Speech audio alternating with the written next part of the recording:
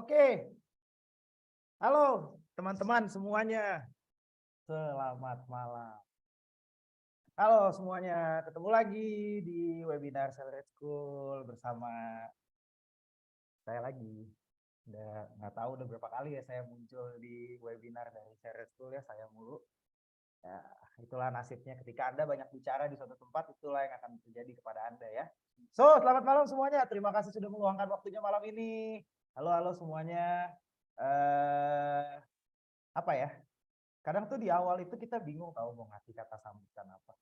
Ya intinya selamat datang lah ya di webinar Accelerate School yang ini sebenarnya lanjutan dari, bukan lanjutan, lebih ke masih satu a part of series webinar sama yang minggu lalu. Ya minggu lalu. Kalau kalian ada yang datang minggu lalu, siapa pasti kalian kenal saya. Perkenalkan, nama saya Randi, saya akan menjadi moderator di malam hari ini. So guys, jadi setelah minggu lalu kita ngomongin soal data engineering, ya data engineering. Malam ini kita akan ngobrol tentang data visualisasi dan data analytics. Gak sih, lebih banyak data visualisasinya sih sebenarnya.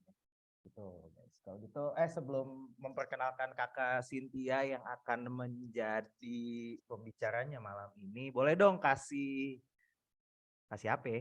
Kasih reaction atau kasih say something gitu di kolom chat guys. Itu kolom chatnya kebuka tulisan apa kayak ngomong halo kayak ngomong apa gitu, halo Kak Randi gitu contohnya gitu, contoh enggak apa kayak ngomong apa kayak gitu. Halo semuanya, selamat malam, selamat datang lagi. Halo Kak Cynthia. Ini siapa di sini yang kenal Kak Cynthia guys? Siapa yang kenal? Bukan kenal deh, yang tahu deh, yang tahu. Yang siapa di sini yang tahu Kak Cynthia, guys? Ayo, siapa Kak Cynthia, guys? Oh, ada ya. Ramai juga nih orang-orang ya. Oke, kalau gitu kita sambut bukan bintang tamu, kan salah ngomong. Kita sambut kakak yang akan menjadi seorang, dia tuh Kak Cynthia nih perjalanan di dunia datanya panjang. Yang saya tahu sih gitu, nanti biar dia cerita sendiri lah. Kalau gitu, halo Kak Icin. Halo Kak Icin. Halo, suaraku aman? Aman dong, aman banget. Halo semuanya. So guys, ini Kak Icin. Kak Icin sekarang di mana sih intinya? Kak Icin Sekarang lagi di rumah. Oh iya benar juga sih, nggak salah. Iya sih. Kak Icin sekarang itu, maksudnya lagi kerja lagi jadi apa gitu. Oh, oke. Saat ini aku lagi jadi data scientist di BUMN di Telkom Indonesia. Mantap tuh. Siapa di sini yang mau jadi data scientist, guys? Aku. Halo, siapa yang cita-citanya jadi data scientist? Siapa yang cita-citanya jadi data analis? Mantap keluar. Saya. Hati-hati. Hati-hati guys, tidak semudah itu. Iya nggak sih Kak Icin? Tapi seru ya? Kak Icin perjalanannya gimana sih kok sekarang udah bisa? Soalnya data scientist kan kadang bukan start di bidang data, ya nggak sih? Iya. Biasanya. Sebenarnya nggak harus semua background-nya tuh dari bidang kayak teknikal yang harus mengarah ke data gitu. Jadi yang non teknikal pun sebenarnya bisa jadi seorang data practitioner. Dulu juga aku lulus tuh nggak langsung direkrut jadi data sih. Dulu tuh kebetulan aku masuk Accelerate ini, terus mereka training aku jadi di package jadi oke lah, jadi bisa mengerti bidang data itu gimana. Oh, jadi Celeres perannya penting ya Kak dalam Penting banget. Dia jadi batu loncatan aku lah istilahnya. Betul. Saya juga guys yang di dunia marketing juga saya juga bagus kok batu loncatan. Nggak bercanda. Oke deh kalau gitu, I think I talk too much this night. Kalau gitu guys, kita akan ngebahas tentang apa data visualisasi in data analytics ya, kurang lebih ya. Implementasi data visualisasi ya. Ya, gitu dia. Kak Icin nih pahamlah pokoknya tentang gimana pengaplikasian si data visualisasi. Kalau saya pahami cuma bagian visualisasinya saja. Kalau gitu saya serahkan panggungnya ke Kak Cynthia. Teman-teman selamat mendengarkan dan selamat bersenang-senang malam ini. BTW, sorry, kalau nanti ada yang mau ditanyain di tengah-tengah session, itu di chat aja. Nanti pas lagi masuk sesi Q&A nanti aku bacain pertanyaannya bareng sama Kak Icin. Yep. Oke deh, silakan Kak Icin. Oke, thank you for the time, Mas Andi dan Salwats. Halo semuanya. Malam ini aku izin sharing tentang gimana sih implementasi data visualisasi di dalam data analisis. Oke, kita next aja. Sebelum mulai materinya, kita kenalan dulu. Bagi yang belum kenal, kenalin aku tuh Cynthia Devianto Palupi. Biasa dipanggil Cynthia atau boleh juga dipanggil Icin. Aku background-nya tuh sebenarnya S1 matematika. Nah, experience-nya aku udah kerja tuh dari 2018 sebagai business intelligence analyst di sini di Salorats sampai 2019, terus 2019 sampai 2021 itu aku seorang data analis di Tokopedia, terus dari 2022 itu data analis Tokopedia sampai 2022. Untuk 2022 dari Januari sampai sekarang tuh aku jadi data scientist di Telkom. Nah, selain kerja tuh aku juga ikut organisasi. Jadi tahun 2018 sampai 2020 sebelum mulai bekerja sebagai business intelligence analyst itu juga prosesnya panjang. Aku nggak gitu aja kenal tentang data, tapi aku ikut komunitas yang namanya Data Science Indonesia. Di situ aku dikenalin relasi networking banyak banget tentang orang-orang yang kerja di data, terus aku jadi dapat point of view-nya mereka, terus aku dipercayain jadi PIC dari program Melek from member-nya mereka yang ngasih training gratis gitu.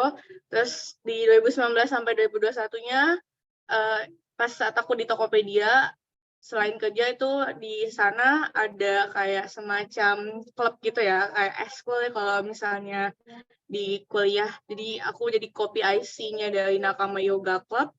Terus 2020 sampai 2021 itu aku dipercayakan jadi Head of Research and Development dari Data Science Indonesia. Oke, kita langsung masuk ke learning objektifnya. Jadi pengen teman-teman yang join di webinar malam ini tuh bisa paham tentang basic dari data visualisasi, memperoleh kemampuan untuk mengkomunikasiin data, insight-insight data yang udah kita punya itu bisa kita komunikasiin melalui visualisasi. Terus lebih mengerti lagi gimana ngegunain visualisasi untuk support decision making. Decision making tuh kayak bikin kita nge-support keputusan yang berpengaruh besar sama perusahaan, terus solving apapun itu menggunakan data driven. Pokoknya data driven itu meaningnya kayak kita memutus sesuatu semua tuh berdasarkan data, nggak cuman asal feeling doang. Nah itu nggak boleh banget kalau di dunia bisnis kita decide something itu based on feeling itu nggak boleh banget. Jadi kita harus punya proof datanya. Terus objektif selanjutnya itu aku pengen teman-teman itu belajar gimana cara ngegunain interaktif sama dinamik dari visualisasi untuk nolong explore dan analisis datanya. Yang terakhir, semoga bisa ngepraktekin apa ilmu-ilmu yang udah nanti aku sampaikan ke dunia realnya. Oke, next. Untuk outline-nya, malam ini aku bakal bawain 5 topik. Yang pertama itu Introduction to Data Visualization in Data Analytics. Yang kedua itu aku bakal lebih bahas teknik gimana ngebuat efektif data visualisasi. Yang ketiga itu tipe-tipe chart sama prinsip untuk desain visualisasi itu gimana. Untuk yang poin 3 ini chart type-nya aku bakal bahasnya secara garis besar, nggak secara detail. Yang keempat itu kita coba untuk ngedefine insight untuk beberapa problem statement dari menggunakan visualisasi. Yang terakhir itu aku bakal kasih tahu challenge data visualisasi itu ada apa aja. Nah, nanti yang nunggu sampai akhir itu aku bakal kasih best practice yang aku biasa lakuin saat bekerja itu kayak gimana. Oke, kita masuk ke outline yang pertama yaitu Introduction to Data Visualisasi dalam Data Analysis. Next.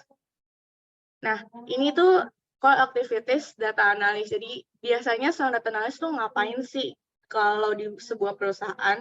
Biasanya tuh, jadi dari stakeholder tuh datang ke kita, bawa masalah, ataupun kayak mereka juga belum tahu masalah di mana. bisa jadi kemungkinan kayak gitu juga. Nah, di situ tuh kita brainstorming sama si stakeholder atau sama partnernya.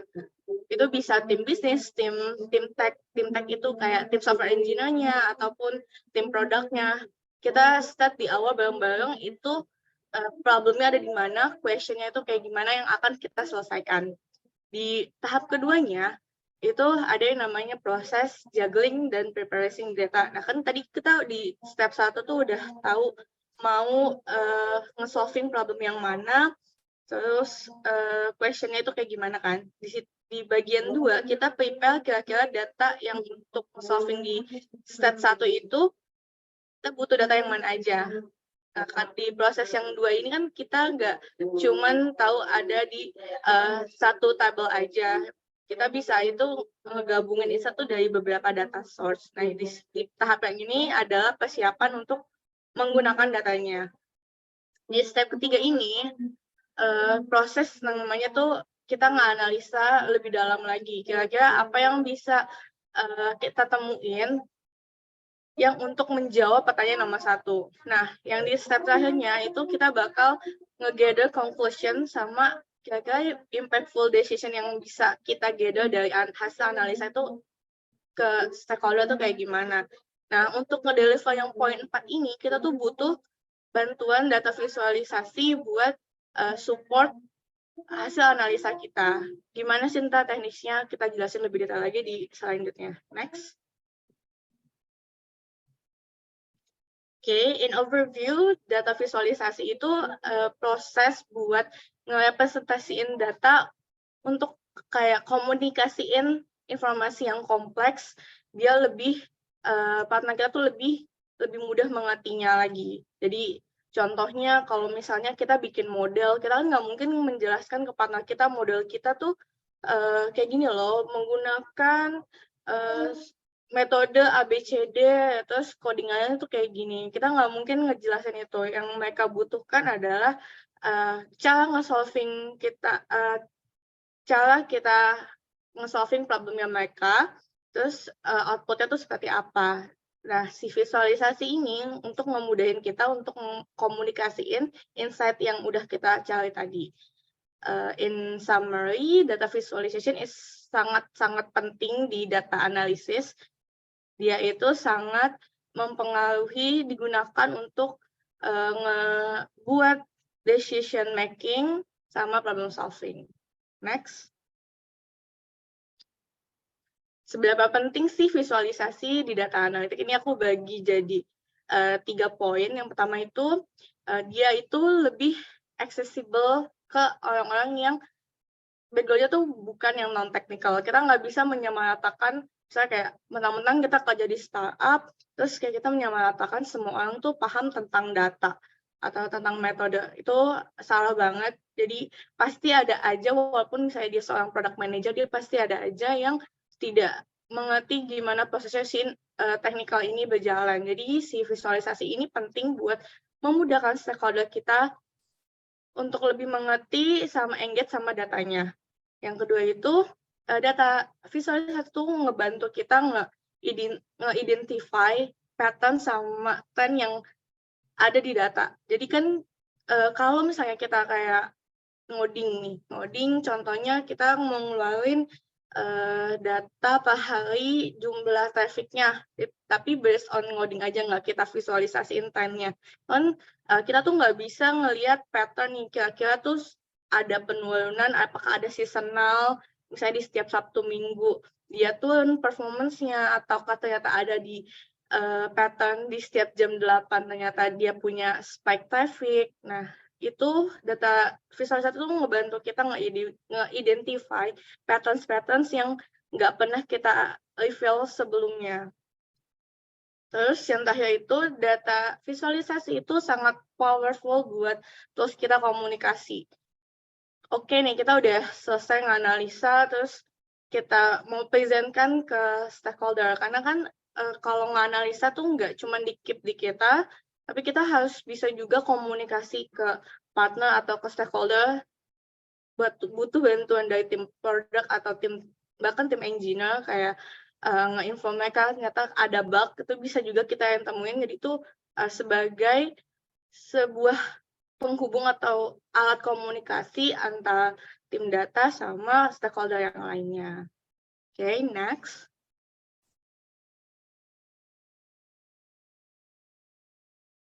Nah, terus jadi apa sih relasi antara data analis sama data visualisasi?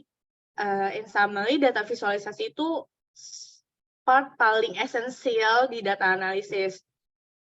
Data visual itu membantu kita untuk lebih aksesibel, nge-identify pattern sama trends, terus lebih efektif lagi untuk ngekomunikasiin insight yang udah kita kasih, terus kita juga lebih bisa memahami, kalau kita bisa memahami basic dari data visualisasi dan belajar gimana kita nge-kreatifin si visualisasi ini, hasil insight yang udah kita temuin dari analisis itu bisa sangat kuat untuk mensupport decision making sama problem solving. Ini ada quotes dari Eva Murray, data analysis and data visualization may be different activity, but they intrinsically linked and one can usually support the others. Jadi visualisasi dan data analysis itu saling support satu sama lain. Memang mereka itu aktivitas yang berbeda, tapi saling support satu sama lain. Jadi analisis bisa dikuatkan sama si visualisasi ini. Oke, next. Nah, ini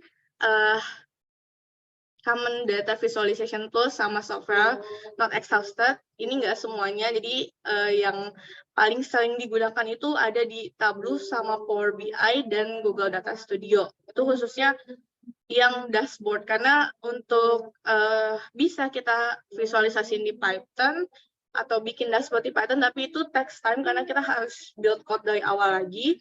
Kalau misalnya biasanya dari sprint atau dari permintaan stakeholder itu kan kadang minta cepat ya, jadi biasanya kita pakai tools yang lebih cepat lagi, yang tinggal drag and drop. Itu ada toolsnya tuh Tableau, Power BI, sama Google Data Studio yang paling sering. Si ClickView ini juga sebenarnya sama produknya kayak Tableau, tapi dia lebih mahal. Aku nggak promosi sekali lagi sini. Jadi si ClickView ini aku udah sempat riset untuk milih tools yang mau aku gunakan di perusahaan yang sekarang. Itu paling oke so far di 3 ini sih. Oke, next. Oke, yang kedua ini aku bakal bahas teknik gimana sih nge-build efektif data visualisasi.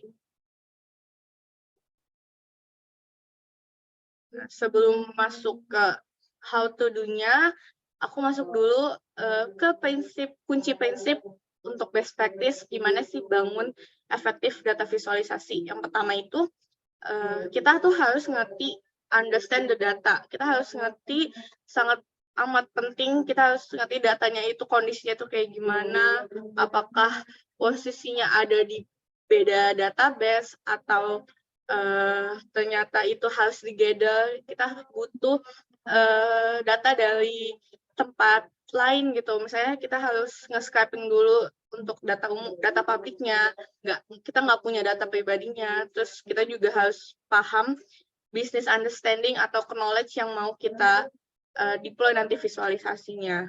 Yang kedua itu menggunakan appropriate scales. Scales ini tuh contohnya kalau misalnya kita mau nge-show ke stakeholders kita tentang rating.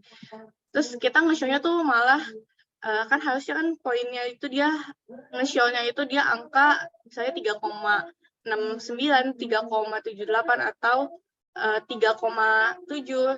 Tapi kalau misalnya kita skalanya kita ubah jadi misalnya dibulatin tuh dari 3,7 jadi 4 aja, itu bisa menimbulkan misleading buat si partner kita.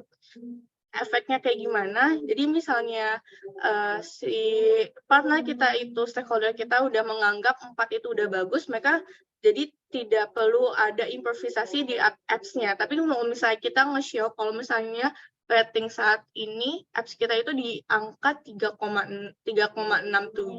itu kan mereka ternyata kayak butuh evaluasi dan ada improvisasi gimana caranya ningkatin ratingnya. Itu kalau misalnya kita kenapa harus punya appropriate scales. Yang ketiga itu ada use color effectively. Nah, di sini juga pemilihan warna itu juga penting banget. Kayak misalnya kita mau nunjukin declining atau penurunan dari performance suatu revenue atau traffic. Nah, itu kan bentuknya biasanya kalau untuk penurunan itu merah, dan untuk kayak kalau kenaikan itu bisa biru atau hijau.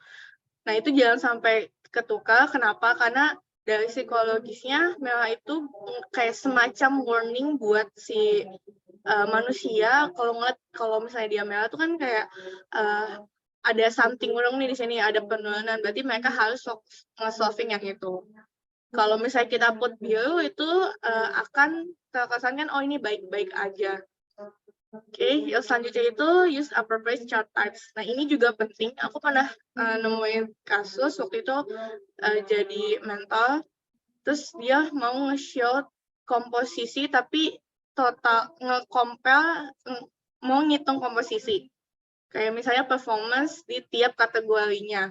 Tapi dia nge-show-nya tuh menggunakan pie chart, sedangkan di situ total kategorinya tuh ada sekitar 20. Jadi kan kalau misalnya bisa dibayangin, itu jumlah sudutnya tidak terbagi dengan proporsional ya. Nggak kelihatan mana yang besar, mana yang kecil proporsinya. Jadi pemilihan chart ini juga penting. Misalnya kita ganti yang tadi pajak itu jadi sekedar sesimpel bar chartnya aja itu udah cukup. Itu lebih mudah dibaca. Nah, berhubungan sama yang sebelumnya, keep it simple. Kayak tadi, kita nggak usah repot-repot sebagus-bagusnya. Misalnya, lebih bagusan pie chart. Nah, we don't need it, karena buat apa kalau misalnya si partner kita tuh nggak bisa ngebaca insight dari yang mau kita tunjukin. Jadi keep it simple, walaupun bar chart itu simple banget, tapi dia lebih bisa di-understanding, so pakai yang lebih simple aja. Terus yang selanjutnya itu ada yang namanya label dan anotasi. Nah, di label dan anotasi ini, kita itu bakal kayak nge-highlight sesuatu. Jadi, nggak cuma nampilin visualisasi aja, misalnya udah nih dashboard monitoring, tapi di situ juga kayak kita nge-highlight kira-kira titik mana yang harus dijadiin concern sama si leaders-nya atau stakeholders-nya. Misalnya contohnya, di suatu daerah kita mau menampilkan visualisasi berdasarkan maps chart-nya Indonesia. Terus kita mau show kalau misalnya di Jakarta itu revenue kita tuh paling tinggi, tapi di daerah Jawa Barat tuh justru paling rendah. Nah, di situ kita bisa ngasih anotasi atau label kayak untuk nge-highlight si partner kita nih, kalau misalnya di sini tuh butuh concern lebih, untuk butuh action improvisasi kalau misalnya kita mau nge-solving ini gitu. Nah, yang terakhir itu ada yang namanya test and iterate. Nah, di sini ini selalu lakuin feedback. Biasanya aku selalu juga ngelakuin, misalnya aku minta sama partner peer-to-peer aku kayak review dong, ini kira-kira kurang apa ya. Mungkin buat kita tuh udah oke, udah perfect. Ini udah bisa dimengerti, udah cantik visualisasinya dan hasil analisanya, tapi belum tentu bagi orang lain itu udah mudah dimengerti. Jadi pentingnya ngelakuin uji ke teman atau ke peer kita, gimana sih view-nya ini udah mudah dimengerti atau belum. Oke, next. Nah, untuk aktivitas pembuatan visualisasi ini tuh ada dua. Yang pertama tuh ada top down sama bottom up. Top down itu bedanya apa sama bottom up? Kalau top down itu starting with finding the problem question then determining the data. Jadi kita udah tahu nih problemnya itu apa, baru kita ambil datanya, baru lakukan visualisasinya. Objektif di top down ini buat menemukan jawaban dari pertanyaan yang udah kita set di awal.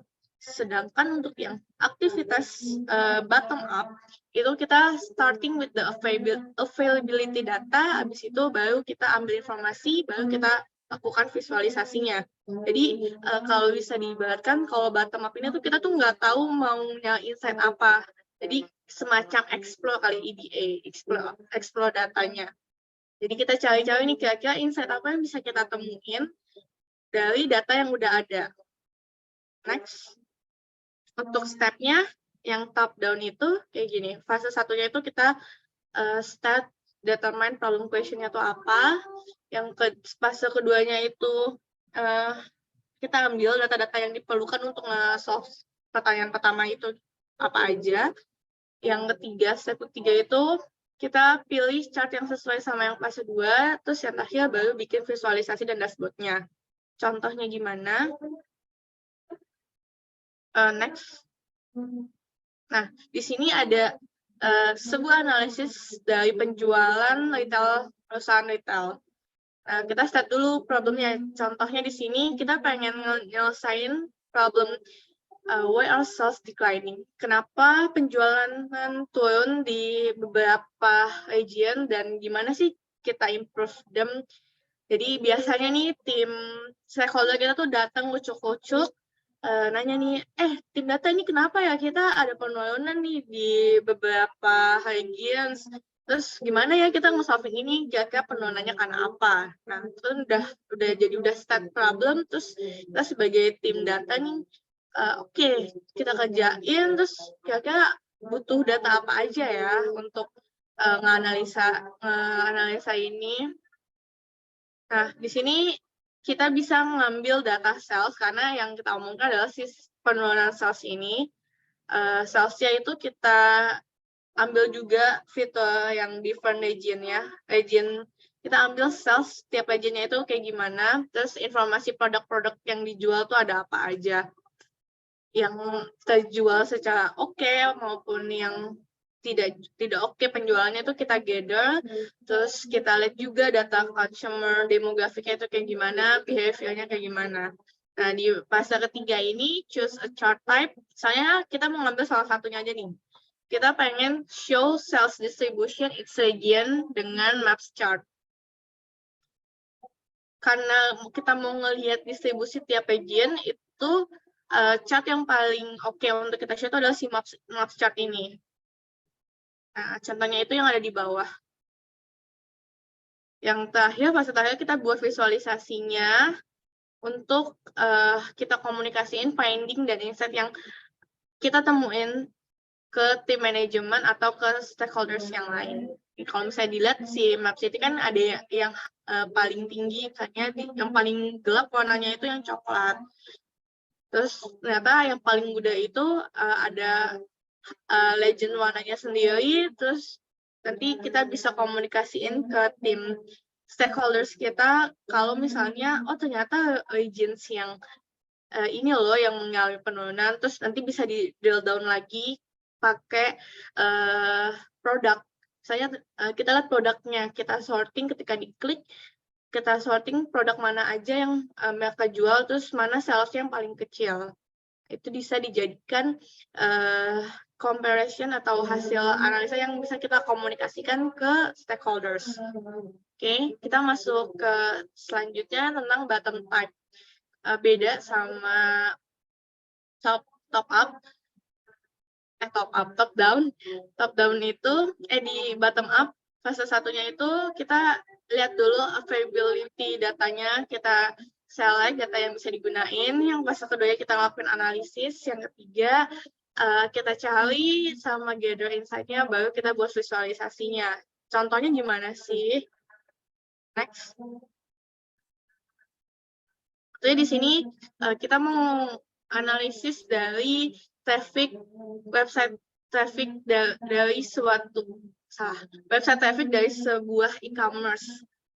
Misalnya Shopee nih, kita kan ngeliat di Shopee itu tiap e-commerce itu punya, untuk ngeliat website traffic itu punya beberapa metrics yang biasa dihitung. Itu misalnya ada number of visitor itu jumlah visitor, terus page-page yang mereka kunjungin, seberapa lama durasi mereka menghabiskan waktu di page itu, terus bisa juga ada yang namanya bounce rate, ada beberapa metrics yang ada nih.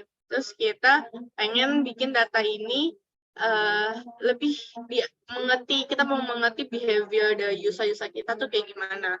Oke, kita masuk ke fase 2 itu menganalisa datanya. Kita bisa ngelihat nih patterns atau trends di website traffic ini gimana. Contohnya nih misalnya kita ngambil kasus kita analisis tentang beberapa page di dalam Shopee yang punya bounce rate tinggi. Nah, meaning-nya apa sih kalau bounce rate tinggi? Kalau bounce rate tinggi itu kita bisa ngeindikasiin kalau misalnya visitor itu tuh nggak menemukan apa yang mereka cari di page itu. Jadi ketika mereka masuk, mereka langsung keluar gitu. Itu bounce rate-nya akan tinggi. Jadi kalau bounce rate tinggi itu kurang oke. Nah, di situ kita bisa nge-deliver ke stakeholder, kita nemuin insight tentang itu. Atau bisa juga nih, misalnya traffic di page tertentu tiba-tiba turun di compare sama bulan sebelumnya.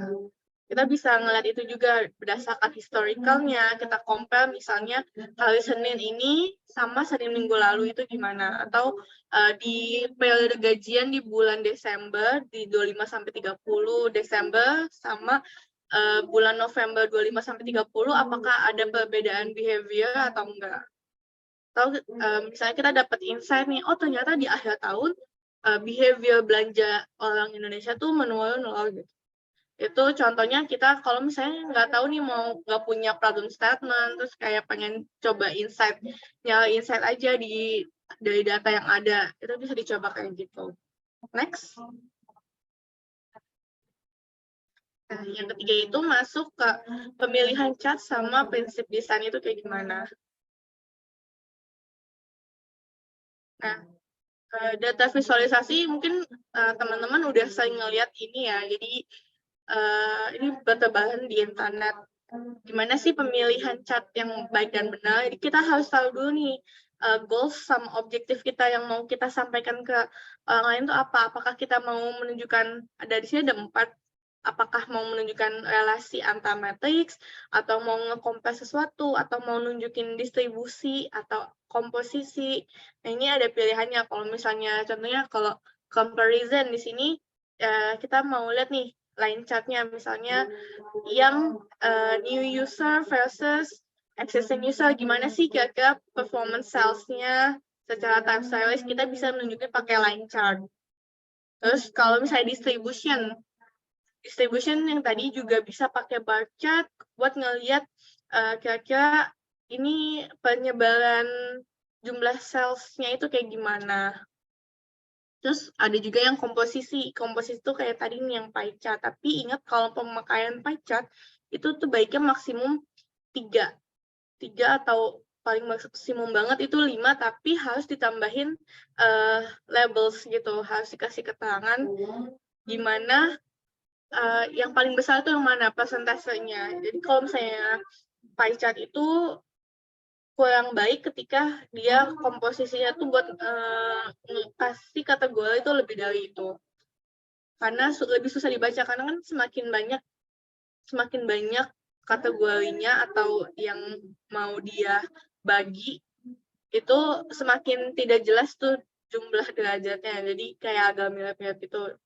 Baiknya kalau misalnya udah melebihi 5, lebih dari 5 itu ganti aja sama chart yang lain yang bisa lebih easy understand ke orang lain. Next.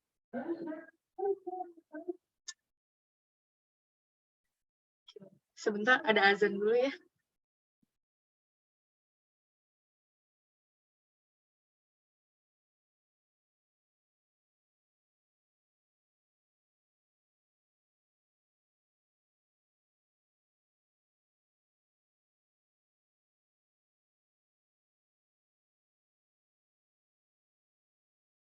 Halo guys, saya lagi. Oke guys, bentar ya, tungguin Kak Cynthia. BTW apa namanya tuh? Oh, namanya, ya link aksesnya belum di itu Kak, belum tadi emang belum dibagiin. Oh iya guys, BTW apa namanya nanti ada ini ya, nanti ada exercise dari Kak Cynthia. Jujurnya saya lupa sih ya di bagian yang mana ya. Pokoknya adalah di slide-nya nanti tuh ada exercise gitu dari Kak Cynthia. Nah, nanti boleh loh nanti kalian jawab pertanyaannya Kak Cynthia. Kalian saya nggak tahu ya nanti Kak Cynthia gimana ya, cara sistemnya Kak Cynthia nanti gimana ya caranya menjawabnya. BTW kalau misalnya itu udah diisi, nanti ada hadiahnya. Kayaknya sih setahu saya hadiahnya mewah ya. Ya nggak sih, nggak sih? Iya, lumayan mewah kok Oh, lumayan mewah untuk ya. 2 orang. Ah, tuh untuk 2 orang gitu. Lumayan buat beli Starbucks. Oh, kali aja yang maunya Starbucks gitu kan. Starbucks diskonan Udah, enggak udah. deh. Udah. Kasih dia udah balik. Udah, Ya, jangan udah saya selesai. cabut lagi. Bye guys. Oke. Oke, kita lanjut lagi. Sorry ya. Oke, kita masuk ke prinsip desain untuk effective data analysis. Sebelumnya juga aku udah mention tuh di yang key principles. Ini kita ulang lagi ya. Labeling, yang pertama tuh ada labeling. Itu kita harus clear banget nge-stat itu kayak peletakannya mau di sebelah mana itu juga matters. Misalnya yang tadi, apakah kita mau nge-show dia yang tertinggi atau yang terendah, terus kita kasih labels-nya. Nah, terus yang kedua itu ada yang namanya color schemes. Nah, ini juga penting ya, apalagi yang suka bikin dashboard ini ya. Boleh diklik linknya. Nah, kadang tuh ada yang membuat warna, memilih warna itu tuh terlalu banyak yang nabrak. Nah, kalian bisa ngeliat di link yang ini untuk ngeliat perpaduannya. Itu tuh, ke colors. Belum. Ke link yang tadi. Oke. Nah, ini ada contoh-contoh pewarnaannya. Ini perpaduan warna yang cocok ketika di-show gitu. Jadi jangan sembarang memilih warna nih. Misalnya kita mau nge-show terus warnanya banyak banget, itu bisa mengganggu banget untuk dilihat sama si readers-nya. Jadi pemilihan warnanya kalau bisa itu berdasarkan nih, kalian bisa nge-refer ke website ini untuk ngelakuin pemilihan warna. Jangan sampai kayak bentuk nih, misalnya kita mau warnanya tuh yang ngejreng-ngejreng. Mungkin menurut kita oke, tapi belum tentu menurut orang lain. Kadang kan bisa jadi direct ke misleading. Oke, kita kembali ke slide. Selanjutnya tuh layouting. Nah, layouting ini juga penting. Biasanya tuh nge-layout sesuatu itu harus pakai storyline gitu. Jadi misalnya kita ambil dari yang summary dulu, baru drill down semakin di bawah lagi, kita breakdown lagi ke bawah, semakin ke bawah, semakin di breakdown. Terus layout untuk eksekutif dashboard itu berbeda juga sama orang yang technical dashboard, atau tiap stakeholders yang tingkatnya itu pasti bakal berbeda. Misalnya kita mau kasih ke C-level. Nah, C-levels-nya ini layouting-nya tuh pasti berbeda sama yang partner peer-to-peer kita. Jadi biasanya kalau misalnya C-level, layouting-nya itu cukup in summary aja, dia nggak butuh detail. Terus misalnya kalau kita ke stakeholders, tim produk, tim bisnis, itu kita kasih layout yang bisa mereka sedemikian sehingga mereka bisa nge-explore datanya sendiri, entah mereka mainin filternya kah, atau mereka sorting sendiri, banyak interaktif tools-nya. Itu layout juga matters. Nah, ini juga penempatan proximity itu penempatan elemen-elemen relasinya satu sama lain. Misalnya kita mau naruh di atas itu granularity-nya tuh in summary kan, secara overall itu kayak tadi tuh maps. Terus sales in region kan. Nah, terus di bawahnya itu kita mau nampilin detail produk-produk per kategori yang muncul. Itu kan saling berkesinambungan. Tapi misalnya kalau misalnya kita mau nge-show ternyata tentang profit, kan itu kan beda ya, beda halnya. Jadi takutnya jadi misleading. Jadi pastikan elemen yang kalian show di visualisasinya itu saling connect. Terus make it simple. Jadi nggak harus kompleks, kayak semuanya kita mau taruh tuh hasil insight kita di dashboard, tapi cukup highlight yang penting-penting aja, yang sekiranya si stakeholders kita ketika baca visualisasi itu bisa dapat informasinya. Nah, ini juga hierarki, kalau bisa semua tuh dimulai dari yang general dulu, baru masuk ke detail-detail yang paling bawahnya, semakin bawah. Itu secara singkat desain prinsipal. Nah, yang di part 4 ini, yang tadi udah di-spoiler juga sama Mas Dani, bakal ada exercise yang ada hadiahnya. Oke, di sini kita bakal define insight dari sebuah problem statement. Nah, ini contoh dashboard dari sebuah perusahaan e-commerce ya. Bisa dilihat ini dia cukup bagus visualisasinya dan mudah dimengerti. Jadi di sini tuh dia juga udah stat konteksnya ini e-commerce performance overview. Dia udah nge-define di sini judulnya, terus mereka juga ngasih ada interaktif filter pakai filter tanggalnya. Terus mereka juga punya fitur nge-compare comparison. Di sini ada comparison period bisa previous year atau data previous month. Itu bisa filter di sini. Nah, di atasnya mereka paling atas itu taruh yang udah aku mention juga, itu general information-nya. In aggregate, saya total revenue kita tuh di sini ada $268.000. Di sini comparison-nya dari yang tahun sebelumnya itu dia ada kenaikan 10%. Terus di sini juga selain revenue, biasanya metric-nya tuh di-define juga kan, ada new customer atau monthly active user gitu. Nah, ini di set in numbers, baru bawahnya masuk ke detailsnya nih. Secara time series, gimana sih pergerakannya antara yang orange sama hijau? Kebetulan nih, harusnya nih mereka nge-stat juga perbedaan, ada nih. Yang orange itu KPI 2, yaitu conversion rate, yang KPI yang biru itu KPI 1. Nah, di sini kan kita sebagai pembaca tuh lebih mudah mengerti. Ada legends-nya, kira-kira warna orange itu menandakan apa, warna biru itu menandakan apa. Nah, di sini tuh udah cukup lengkap. Tadi ada labelnya, penggunaan warna, terus penggunaan warna. Jadi jangan kalau beda line ini beta dibedakan 2 warna, jangan sampai sama warnanya karena kayak ini bedanya apa gitu. Terus di sini juga ada labelingnya. Yang biru itu adalah revenue, yang orange itu adalah conversion rate. Terus kalau yang bawah ini, yang hijau itu revenue, yang kuning itu conversion rate. Nah, di sini juga nih ada berdasarkan device-nya, apakah dia dari tab, kalau performance di tablet itu revenue-nya gimana, di mobile sama satu lagi di Android atau Microsoft gitu. Dan di sini bisa dilihat kan kalau misalnya revenue paling tingginya itu ada dari si desktop. Oke, ini contoh dashboard yang bagus ya. Next. Nah, ini aku juga ngasih contoh example bed visualization.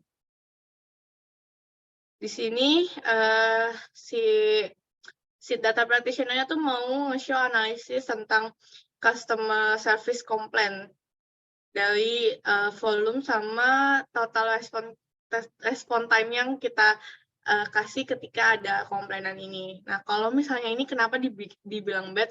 Pertama, dia itu terlalu banyak teksnya.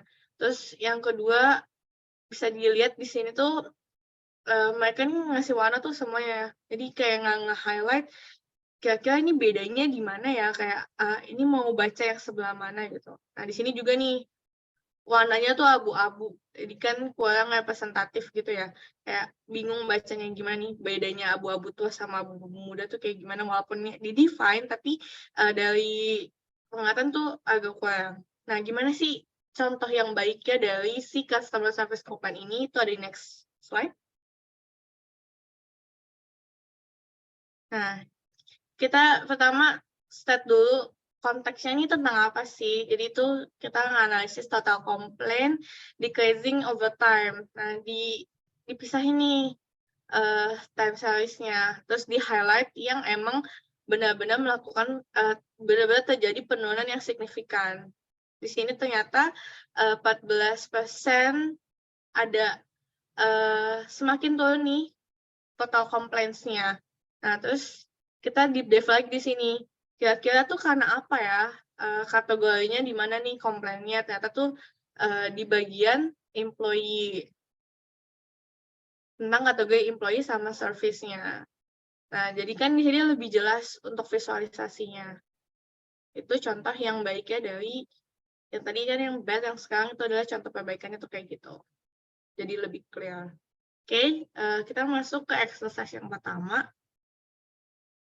Ini mudah banget, kira-kira ada teman-teman yang bisa jawab kira-kira itu tipe charge-nya apa, name of chart-nya apa, terus problem statement-nya gimana, terus insight yang diperoleh dari si visualisasi yang ada di sebelah itu kayak gimana. Ada yang mau volunteer jawab? Atau aku tunjuk? Icin, kalau yang ditunjuk atau yang volunteer jawab nanti kita buka mic-nya kali ya. Iya, betul. Suruh ngomong langsung ya. Guys, yang jawab Jangan itu di kan chat dong. jangan di chat, jangan di chat. Hmm. Itu kan masalahnya ada 4 pertanyaan, ya kan. Ini tentu penjelasan kalian nih. Gimana kalau yang mau ini deh, apa namanya? Angkat tangan. Raise hand. Raise hand.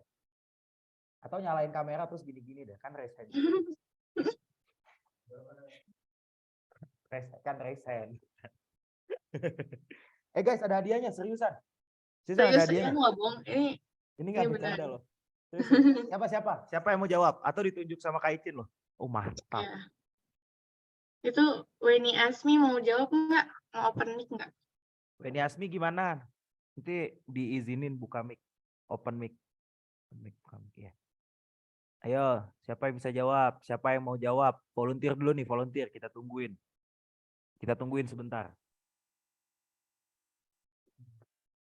Guys, lumayan loh hadiahnya.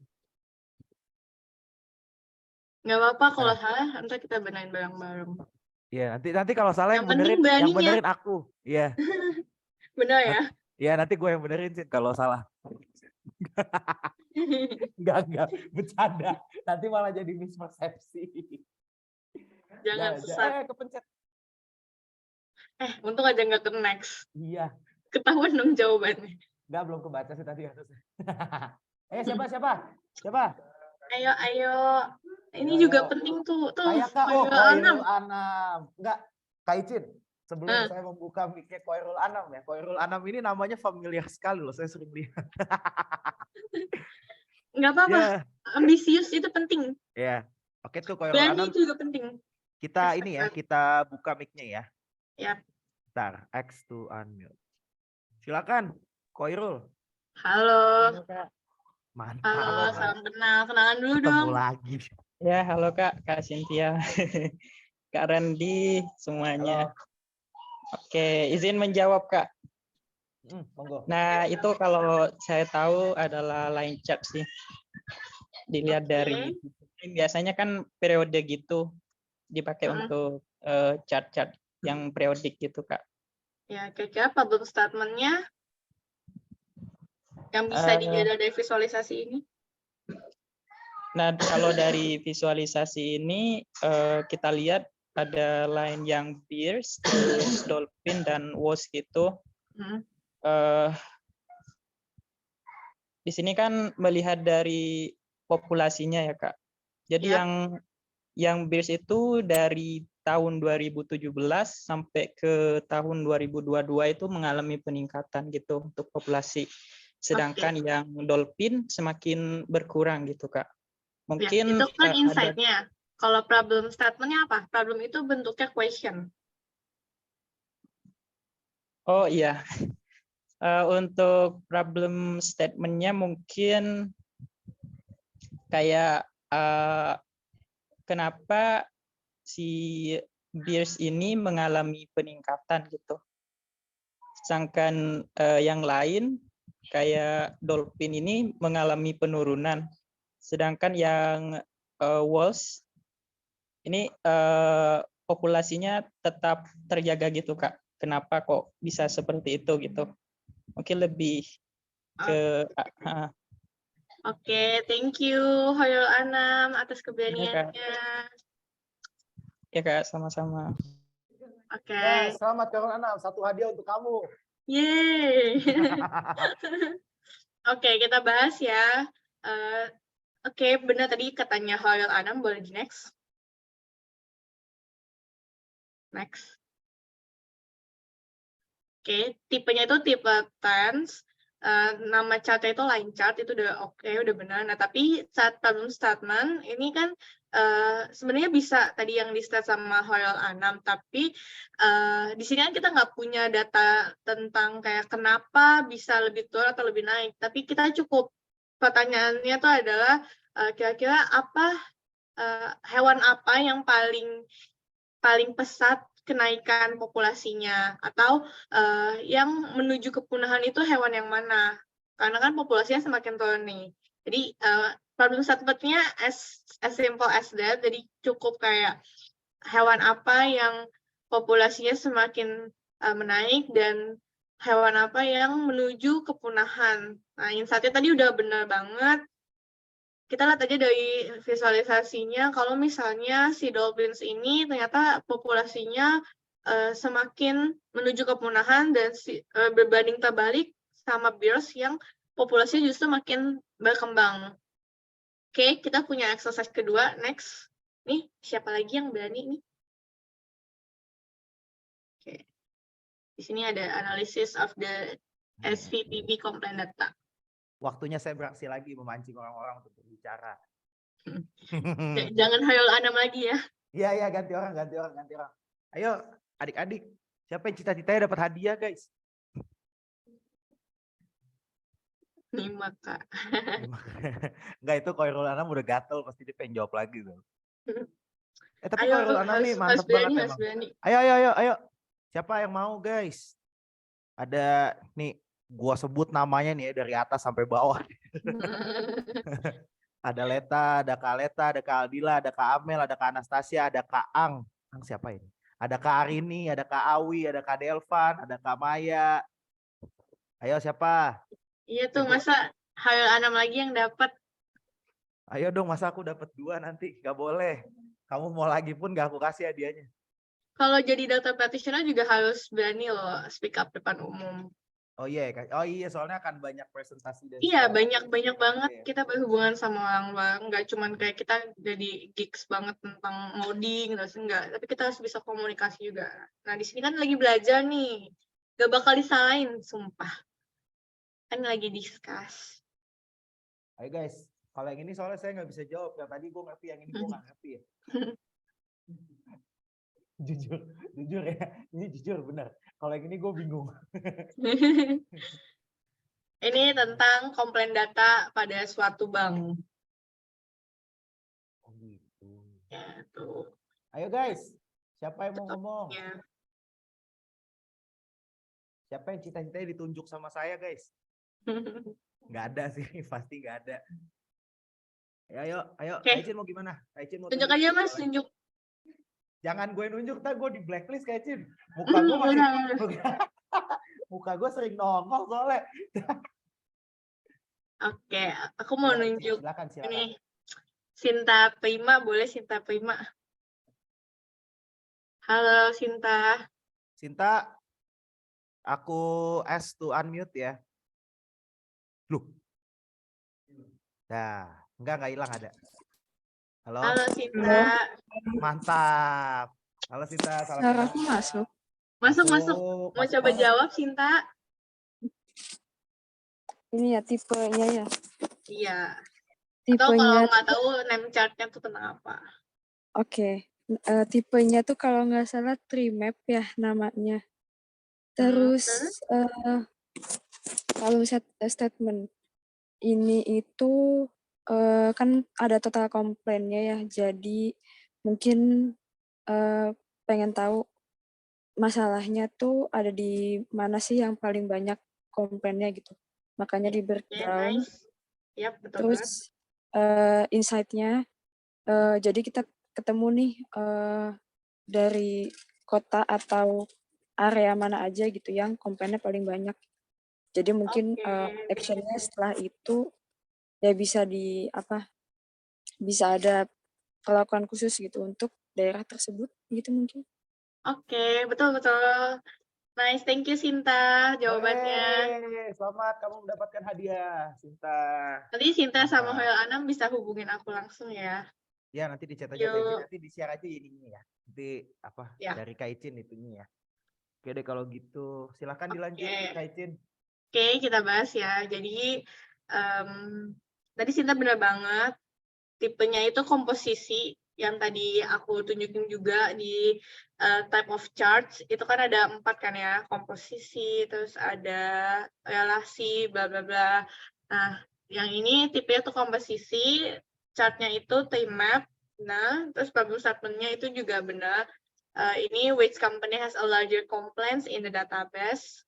Terus yang mana yang paling which is larger, apakah Wells Fargo atau JP Morgan Chase, itu mana yang paling besar kasusnya. Terus tadi insight-nya juga benar. Di sini tuh ada sekitar 60% complaints itu di perusahaan lain, sedangkan si Bank of America tuh mengakui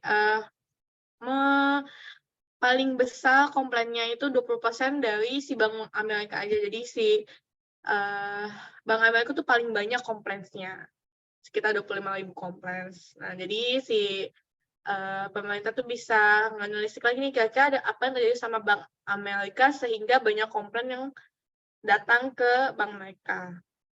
Oke, thank you Sinta sama Anam. Kita lanjut next. Kita di contoh-contoh untuk gather insight dari problem statement yang ada, dari visualisasi yang ada. Nah, yang kelima ini aku bakal ngejelasin challenge yang ada di data visualisasi itu ada apa aja sih. Nah, challenge-nya itu tuh karena ini big data ya, itu ada 4. Yang pertama volume. Nah, di sini tuh kita kayak harus mikir juga gimana cara nge-deploy visualisasi dengan data yang banyak.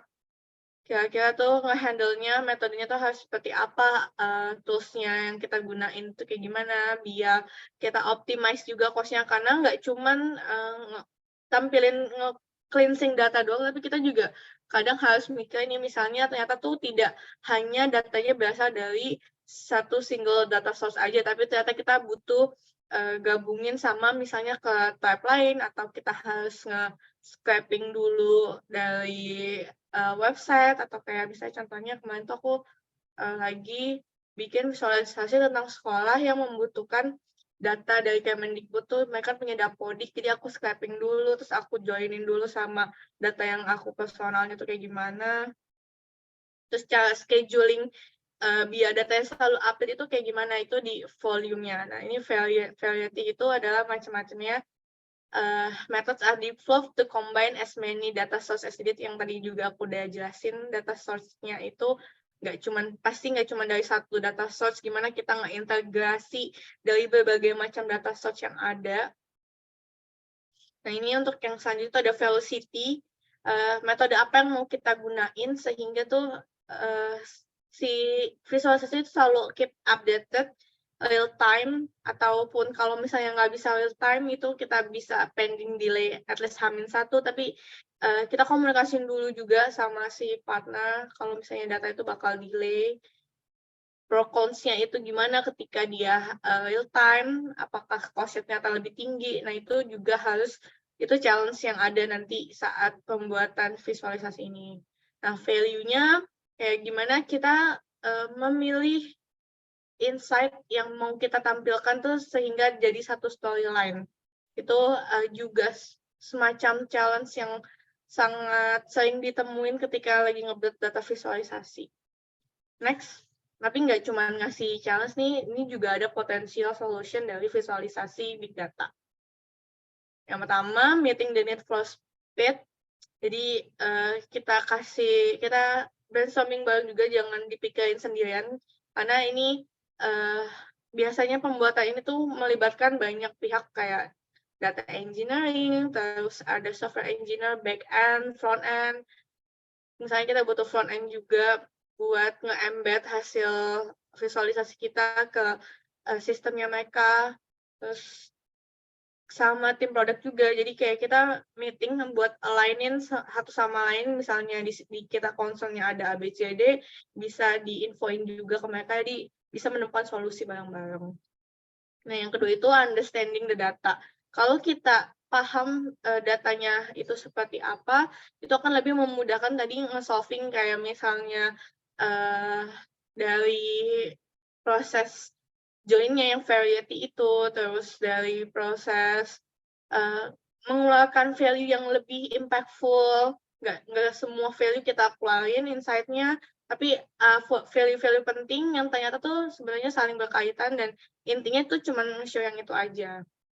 Terus yang ketiga ada addressing data quality di sini proses kayak ternyata nggak cuman nge-show data aja, tapi juga misalnya di dalam perusahaan itu punya term sendiri, kayak misalnya kemarin tuh aku baru ada yang namanya PII, Personal Identification. Kita juga harus mikirin itu, gimana caranya biar kita nge-show tapi data pribadi dari orang tersebut tuh tetap aman gitu. Itu harus dipikirkan juga. Terus displaying meaningful result yang tadi juga udah sempat di-mention, kita kasih visualisasi itu yang sangat amat meaningful, yang tidak perlu ngeluarin semua visualisasinya, cukup highlight yang penting-pentingnya aja.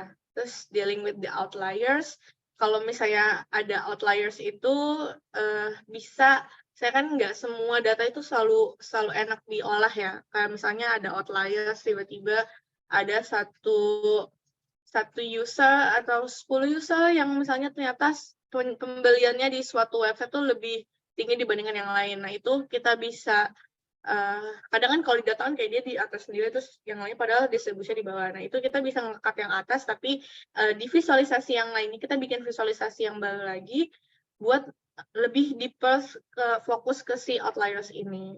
Jadi nggak cuma cut, tapi kayak kita tetap show, terus kita lihat nih kira-kira si outliers ini tuh performance-nya itu kayak gimana, apakah perlu di-show atau enggak, atau kayak misalnya cuma satu sebenarnya kan not deals too much, jadi bisa di-cut, atau ternyata ini si outliers ini sangat amat powerful, jadi harus tetap dilakukan analisa, terus kita show juga insight-nya apa.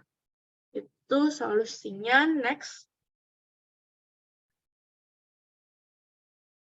Okay, in the end, behind every graph, there is a story to be told. Communicating your insight effectively, giving your data voice. Your data voice. Ya, itu kita sebagai data practitioner tuh nggak cuman ngelakuin modeling, processing. Dari data itu, kalau kita sinergikan dengan visualisasi itu, kita bisa membuat sebuah insight, kita bisa ngedeliver analisa-analisa yang lebih impactful lagi. Jadi nggak cuman bisa tentang processing atau nge-modeling, ngoding aja, tapi sebagai data practitioner itu kita juga harus berbicara gimana insight yang bisa kita dapat.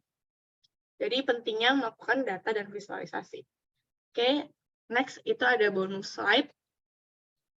Di sini aku bikin journey aku udah dari 2018, berarti sekarang 20, 21, 22, 23. Udah hampir 5 tahun aku kerja di data practitioner untuk this is my best practice experience to build effective and impactful visualization dashboard. Jadi pertama tuh di sini ada partnya, ada PM sama DA. Ini bisa PM itu bisa kalian ganti jadi stakeholder atau partner apapun. Jadi selalu datang dari si stakeholders kita inisiatifnya, atau bisa juga sih dari kita, tapi tetap didiskusikan dengan tim produk untuk ngelihat sebenarnya ini diperlukan atau enggak. Nah, kalau udah mau want to deploy this dashboard, step selanjutnya itu gather requirement. Nah, di sini tuh kita bakal setup meeting. Setup meetingnya tuh ngapain aja? Kita sebagai tim data tuh bakal nanyain pertanyaan ini. Objektif dashboardnya itu apa? Kayak apa yang mau kita show gitu? Apakah kita mau ngelihat monitoring penggunaan marketing, performance marketing kita, mau evaluasi marketing atau apa gitu. Terus kita juga harus tahu siapa yang mau mengakses si visualisasi ini. Yang tadi juga sempat aku mention, kayak kalau misalnya mau si level itu bentuknya tuh pasti akan berbeda sama kalau kita mau ngedeploy buat peers atau mau buat ke tim produk. Itu ada tipe-tipenya masing-masing. Terus pertanyaan ketiga, kira-kira yang mau dihitung tuh apa aja? Kita define dulu matriks-matriks yang mau di-show. Kalau tadi kan pertanyaan nomor 1 itu misalnya tentang sales. Oke, kita define matriksnya tuh sales. Terus sales-nya tuh mau di-show berdasarkan apa aja? Apakah mau dari agent-nya juga? atau dari kategori atau dari produknya, tipe-tipe produk, itu di-define matriks-matriksnya. Nah, yang keempat, kan kita udah define di poin 3, matriks-matriksnya tuh mau yang mana aja. Terus kita harus discuss juga nih sama partner. Kira-kira make sense nggak sih matriks-matriks yang udah dipilih untuk menjawab pertanyaan nomor 1, objektifnya. Kalau misalnya udah make sense matriks-matriksnya, apakah udah ada datanya apa belum? Karena kan kalau nggak ada datanya buat apa ya? Nah, kalau misalnya dia ada 2 pilihan, kalau misalnya is the existing data, kalau misalnya datanya udah ada, itu oke, kita langsung cek apakah itu udah sesuai atau belum nih. Is tracking in place itu kalau misalnya kayak performance di Google Tracking nih, kayak kita ngeklik banner atau apa, apakah itu benar udah works atau belum. Kalau misalnya kita nggak punya data sebelumnya, itu kita bisa nge-setup sama data engineer untuk membuat, nggak cuma data engineer, sama software engineer juga bisa buat bikin dummy-nya. Kayak contoh case-nya yang lagi aku kerjain sekarang nih, aku lagi bikin dashboard yang datanya itu belum ada. Jadi kita bikin dummy-nya dulu sesuai sama matriks yang udah di-define sama tim partner kita. Terus bikin dummy-nya, baru kita bikin yang tahap selanjutnya, kita masuk ke 3. Bikin mock-up-nya. Nah, dibikin di mock-up-nya itu biasanya bisa di Miro atau kayak tadi, dari dummy datanya itu kita langsung buat di tools-nya. Misalnya kayak di Tableau, di Power BI, atau di Google Data Studio. Kita bikin mock-up-nya dulu, jangan terlalu niat dulu di sini, karena kan pasti ada feedback lagi nih, kira-kira udah cocok belum sama kita komunikasiin juga nih ke tim produk atau ke stakeholder, kira-kira mock-up-nya udah sesuai belum sama yang mereka mau nih, dari yang udah kita define di step 2. Kalau misalnya udah, kita masuk ke checking data availability. Kalau udah dari matriks-matriks itu, misalnya dia existing data, kan berarti kita butuh tahu nih, ini datanya tuh dari mana aja nih, kita define nih, misalnya matrix sales, oh ada di table ABC, di database ABC. Kalau udah checking data availability, kita bikin data mart-nya. Nah, di sini biasanya best practice ini aku bisa ngegunain Airflow buat bikin scheduler, terus bisa juga pakai BigQ scheduler. Nah, terus kalau misalnya ngelakuin schedulernya ini kan tiap bisnis atau tiap perusahaan itu berbeda-beda untuk tools-nya. Kita bisa ngobrol sama tim data engineer untuk ngeliat kira-kira di perusahaan ini untuk pembuatan data mart itu better yang mana, penggunaan tools-nya gimana gitu. Terus kalau misalnya mereka belum tahu nih, kita bisa langsung ke schedule yang udah ada, nanti di-review. Nah, terus bisa dibahas sama lebih detail lagi tentang data engineering ya. Aku sampai sini aja, oke? Setelah pembuatan data mart, itu ada 2 proses. Yang pertama, bisa langsung kita gather insight, atau kita langsung deploy dashboard-nya nih, based on mockup that we create di tahap 3. Kita deploy dashboard, terus dapat insight-nya. Kalau udah, ini kita deliver and discuss sama sama partner kita buat ngelakuin action item selanjutnya nih. Misalnya kita udah deploy dashboard, terus di situ banyak insight yang dipenuhi. Biasanya tuh nggak cuma bikin dashboard, aku selalu bikin PPT lagi buat nunjukin ke mereka insight itu apa dari si visualisasi ini. Jadi saat mereka ke depannya menggunakan itu, mereka bisa melakukan repetitif yang udah aku lakukan analisanya. Jadi aku nggak reworks berkali-kali untuk melakukan analisa. Oke, next. Itu proses selama aku membuat visualisasi atau melakukan analisa. Bisa di next. Nah, ini last but not least, di step 3 tadi kan create markup view, itu aku lebih jelasin detail lagi. Ini penting buat bikin kerjaan kita tuh lebih mudah lagi. Kita bikin si mockup itu based on requirement dari partners kita. Di sini aku nggak nyatain linknya sih. Linknya ini kebetulan ke kerjaan pribadi, jadi nggak bisa aku attach. Jadi ada contohnya. Terus kalau misalnya kalian mau nyari referensi mockup dashboard, itu bisa ngeliat kalau penggunaan Tableau tuh searching aja di Tableau Gallery, visualisasi Tableau Public Gallery. Situ kalian bisa menemukan referensi-referensi gimana nampilin dashboard dan visualisasi yang oke. Di sana banyak banget yang oke. Aku banyak juga terinspirasi dari sana untuk ngedeploy-nya. Nah, terus yang di step 4 tadi tuh, yang lumayan challenging ketika dilakuin itu checking data variability. Karena kan nggak semua perusahaan tuh datanya mature. Jadi bisa kita define dulu nih, kita mau ngelakuin dashboard patch-nya itu kan kadang nggak cuma satu ya. Saya di sini kasih contoh overview, terus worksheet-nya ini aku mau nulis overview, aku define dulu complexity-nya itu gimana, priority-nya itu apakah dia harus dikerjain duluan dan harus ada atau gimana. Ini kompleks itu tuh kayak tingkat kesulitan untuk ngedeploy visualisasinya. Terus kita define juga nih kira-kira kebutuhan database-nya itu ada di mana aja, terus tabelnya pilih yang mana aja. Ya, kira-kira gitu yang selama ini aku lakuin biar lebih mudah lagi untuk nge-deploy visualisasi yang berhubungan dengan analisis. Selesai. Dari aku sekian, terima kasih. Boleh nanya. Suara tepuk tanganku masuk. Nggak masuk. Oh, nggak masuk ya kalau itu. Enggak. Gitu kan. Oke. Halo. Apa semuanya? Gimana guys? Kak Cynthia penjelasannya. Jadi apa pusing nggak? Ada yang pusing, ada yang yang bingung gitu. BTW ada yang ikut sama webinar minggu lalu kan? Oke. Kalau ada coba nyaut deh. Kak Icin berarti kan sebenarnya kayak di dunia data ya. Berarti kan nyambung tuh ya harusnya. Iya, saling berhubungan. Data analis, data scientist itu tuh berarti mereka saling berhubungan kan, cuman paling beda. Iya. Beda role aja. Dan ininya role-nya beda gitu, tapi sebenarnya ujungnya mereka mencapai ujung yang sama kan bareng-bareng gitu. Iya. Oh. Bekerja sama untuk nge-support decision making. I see. Oke. Iya. Berarti benar kan kalau misalkan nyambung sama data engineering itu sudah benar. Nyambung banget tadi, makanya yang di part pembuatan data mart itu kan harus sama data engineering. Jadi aku emang nggak jelasin detail karena tema kali ini adalah visualisasi dalam data analisis. Betul. Oke, guys. Jadi gimana? Kalian ada ini guys? Ada BTW dari tadi kan gue bilang ya, kalau ada yang mau nanya boleh banget loh.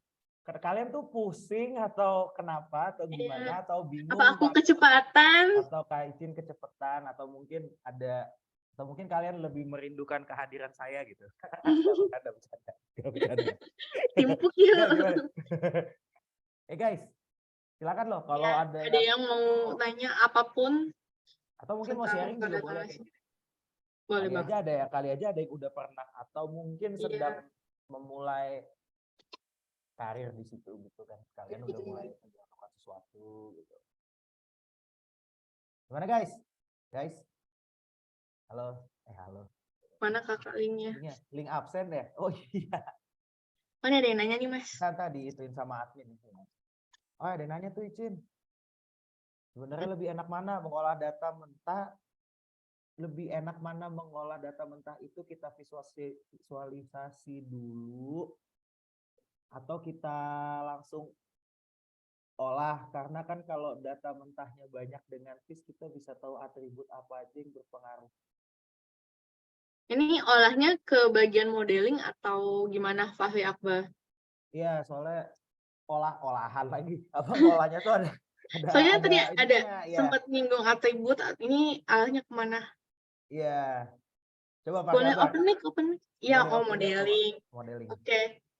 Beta dari data mentah tuh divisualisasiin dulu, baru kan dari visualisasi itu kita bisa ngeliat nih kira-kira atribut apa aja yang dibutuhkan, yang paling berpengaruh. Kayak kita ngeliat korelasi atau ngeliat outlier, itu kan bisa jadi salah satu modeling yang pengaruh. Jadi kayak visualisasi ini ngebantu saat di EDA-nya.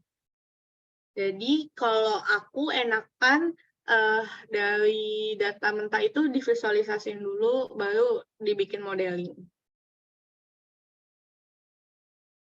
Setelah modeling dibikin visualisasi juga oke buat kasih insight ke partner. Gimana Pak Akbar? Apakah menjawab? nih gue lagi mikir ya. Ini mereka pada malu nanya atau mereka pusing sebenarnya bacain itu bingung gitu. Itu masih gampang lah visualisasi. Ya benar. Jadi visualisasi itu bisa di tahap awal dan untuk insight juga ya Kak. Iya, betul banget. Bisa ngebantu ketika kita mau nge-explore data itu kayak gimana sih nih sebenarnya patterns-nya. Terus setelah dapat insight-nya, kita juga bisa deliver, misalnya udah jadi nih modelnya, terus kita mau deliver ke partner, terus kita nggak mungkin kan ngasih model gitu aja, jadi kita dibuat dulu insight-insight-nya dengan bantuan visualisasi itu. Bisa dipakai di support untuk manapun prosesnya. Gimana Fahri Akbar? Siapa? Bener kan namanya Fahri Akbar tadi? Iya Betul, Fahri betul. Akbar, betul. Ya gimana Fahri Akbar? Jawabannya. Kak Cynthia membantu nggak jawabannya? Maksudnya masuk nggak? Nggak, belum ada. Cin, tiba-tiba banyak yang nanya. Nggak baru 2 doang kalau nggak banyak. Iya emang harus banyak. Siapa yang kalau nanya mau dapat hadiah guys? Nggak ada tapi. Udah selesai hadiahnya. Udah selesai hadiahnya. Kak, untuk visualisasi menurut kakak lebih enak pakai Tableau atau Google Studio? Enakan tergantung sih datanya ada di mana. Kalau misalnya datanya ada di Google BigQuery terus terintegrasi langsung tuh di BigQuery aja terus terintegrasi langsung pakai Google Data Studio enak. Kalau Tableau sebenarnya Tableau juga enak tapi tuh ada kompleksnya gitu loh. Dia kan pakai Tableau server terus kayak satu akun beda ini ya, beda price-nya. Sedangkan kalau Google Data Studio tuh dari segi cost-nya juga kayak masih include sama, as far as I know, include sama si satu kesatuan si GCP ini. Nah, kalau misalnya Tableau itu kita juga harus mikirin gimana kita buat data mart-nya, terus nanti ngeintegrasi dari berbagai ini. Tapi so far sih aku paling cinta sama Tableau sih. Oke, makasih Kak Icin. Jadi gitu, tadi siapa? Kamu yang nanya tadi namanya siapa sih? Nurul Iza. Nurul Iza. Jadi gitu Nurul. Jawabannya kurang lebih. BTW, oh iya Kak Icin, sebelum ini sebelum lanjut mau nyelipin sedikit informasi. Ya, silakan. Lebih ke sebenarnya harusnya sebelum Q&A, cuman tadi saya lupa kebetulan. Soalnya udah keburu seru sendiri ya ngomong ya. Jadi guys, Kak Icin ini tuh Icin dulu ikut Celeres Acceleration Program kan? Iya betul. Oh ikut ya? Oh iya benar ikut. Nah guys, jadi Celeres itu kan punya program ya, Celeres Acceleration Program. Di mana program yang berjalan isinya tuh ada bootcamp, ada project placement, ya kan Kak Icin? Waktu itu kayak gitu kan? Nah, itu kita mau buka untuk bidang data engineering. Ini info aja sih, nanti kalau misalnya nggak info sekarang saya lupa soalnya. Nah Kak Icin ini jadinya kayak sekarang, itu Kak Icin itu salah satu jebolannya dari Celeres Acceleration Program. Nah kebetulan sebentar lagi mungkin di bulan Februari, awal Februari kali ya, itu kita membuka pendaftaran lagi buat bidang data engineering. So kalau kalian mau mantau, kali aja kalian kepikiran gitu mau jadi data engineer, gas aja. Moga-moga nanti ada yang data analis sama data scientist juga. Udah. FYI data engineer lagi dibutuhin banget tau. Tuh guys. Dia demand-nya tinggi tapi yang bisa data engineer tuh sedikit. Nah itu dia waktunya saya switching karir berarti. Gue kan ngisi demand orangnya. Jadi gitu guys, info dikit aja daripada saya lupa kan. Biar kalian dapat ini. Kali aja kalau kalian tertarik dan it's open for all ya. Jadi nggak ada batasan usia atas. Tapi ada batasan usia bawah, yang penting kalian udah lulus kuliah aja. Soalnya kalian trainingnya bakal intens gitu nanti. Oke, nanti ada informasi lebih lanjut lah. Sip, kalau gitu lanjut ya Kak Icin. Pertanyaan berikutnya. Khairul Anam lagi guys. Pernah melakukan kesalahan tuh Kak Icin pernah ngelakuin kesalahan nggak selama membuat visualisasi data? Kesalahan pernah di tahap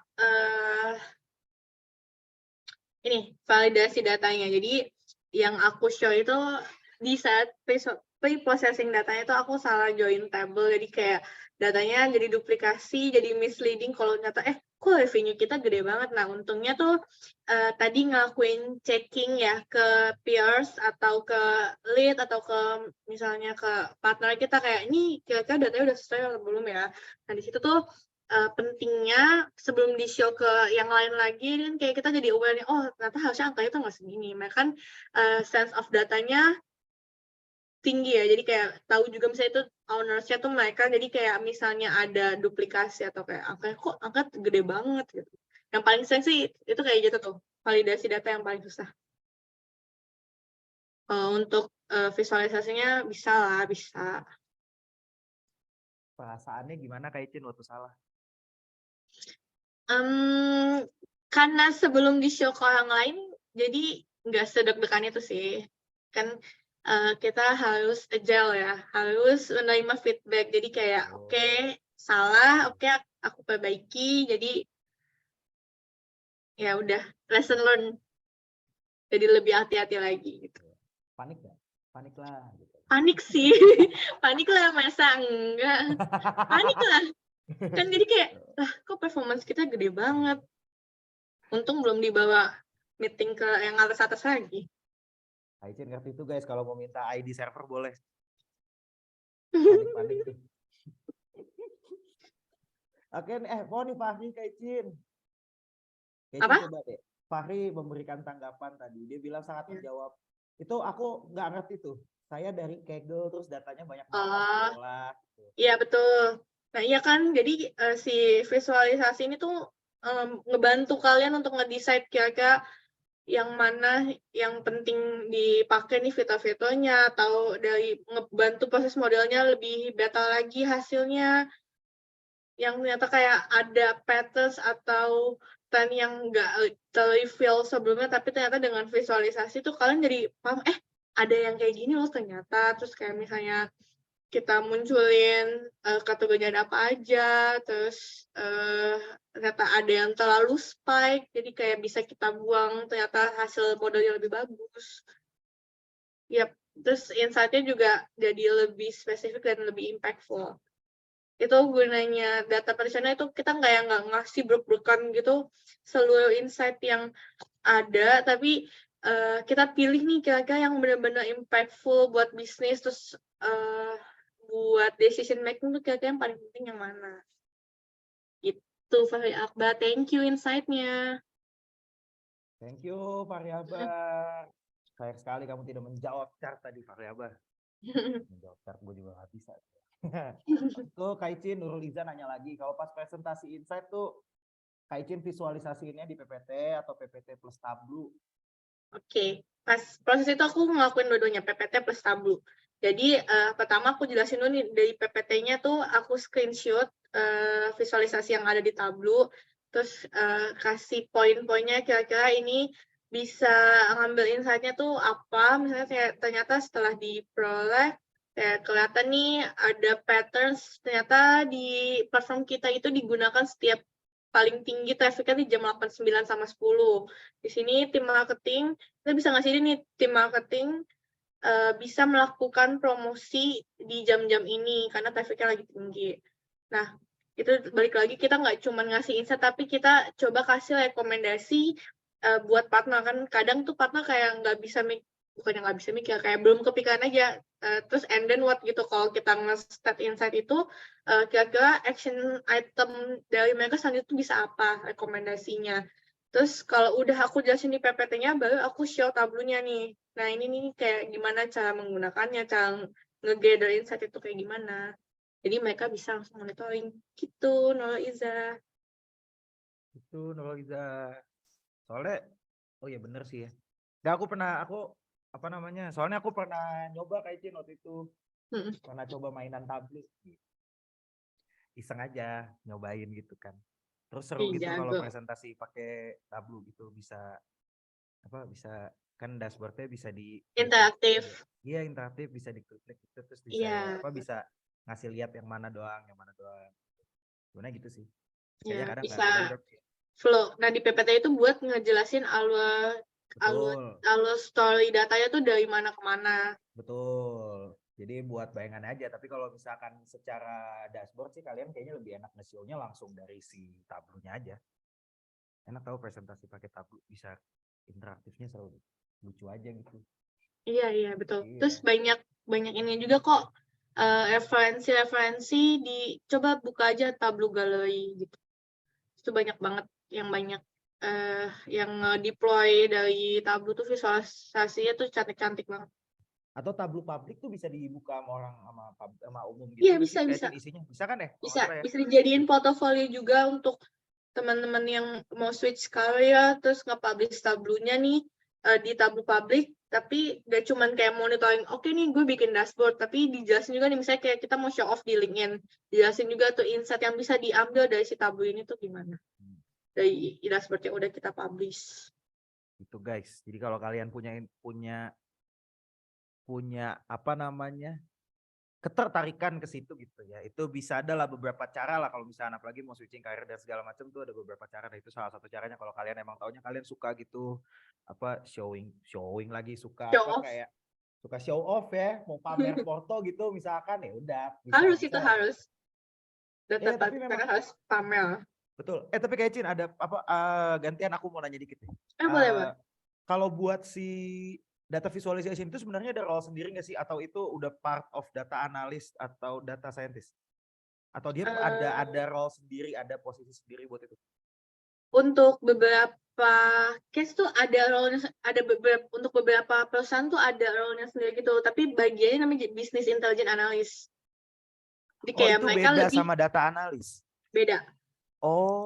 Namingnya tuh beda sih, tiap perusahaan tuh beda. Misalnya kayak di Gojek itu BI analis tuh sama aja kayak data analis. Oke. Iya. Tapi beda ya. Iya, beda scope kerjanya. Nah, itu tuh kadang jadi challenge juga buat perusahaan nge-define kira-kira tuh scope si data analis itu sampai mana, business intelligence sampai mana. Dulu di Tokped juga ada business intelligence sama data analis. Business intelligence tuh lebih ke deploy executive dashboard yang kayak secara sama, sedangkan yang data analis itu nempel ke tim bisnisnya, ngelakuin analis iya, visualisasi iya. Data scientist-nya juga ada waktu itu kayak semi-semi. Nanti diautomasi sama tim BI. Kadang juga tim BI ini nggak cuma ngurusin visualisasinya aja, tapi kayak gimana caranya ngeoptimasi visualisasinya gitu. Nggak cuma deploy aja. Oke. Ngerti. Iya. Enggak kayak. Kan jadi ada yang nanya kan? Iya emang gitu. Mancing Pasti, ya. mereka tuh lagi mikir pasti mau nanya apa gitu kan. Jadi ya udah gua aja dulu yang nanya. Kak mau tanya lagi. Kak Tia. Kak Cynthia dong. Cynthia, ya Kak Tia. Kak Tia, aneh banget. Kak Tia kan DS di Telkom. Masuk ke Telkom susah nggak? Coba Kak Cynthia tuh.